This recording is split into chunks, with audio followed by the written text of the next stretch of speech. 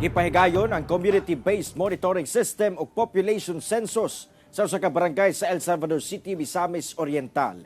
Ang detalye sa report ni James Paulo Yap. Usa ka kick-off ceremony ang gipahigayon sa barangay Mulugan, El Salvador City, sa Misamis Oriental adlong Martes alang sa pagsugod sa community-based monitoring system o population census alang sa tibuok syudad para sa tuig 2024. Kini gipangunahan sa City Planning Office kauban ng Philippine Statistics Authority kon PSA. Gawa sa pagkuha sa datos, doon na say nagkadaiyang serbisyo nga gitanyag sama sa libreng medical ug dental check-up, libreng tuli ug jobs fair. Kabahin ang maong programa sa single-digit poverty incidence nga laraw nga makabot sa El Salvador City. Human capital program, social services, naka-align or naka-focus na karon atong identified nga mga pobre.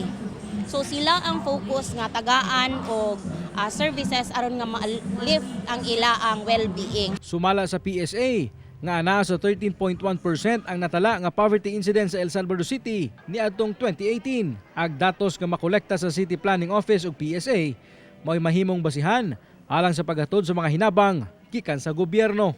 Kung maayo ang data nga among makolek, but pasabot ana maayo ang serbisyo nga among mahimo para sa katibukan sa El Salvador. Butang nga giuyunan sab sa ubang mga residente. Nakadayeg ko kay maayo sila mo plaster.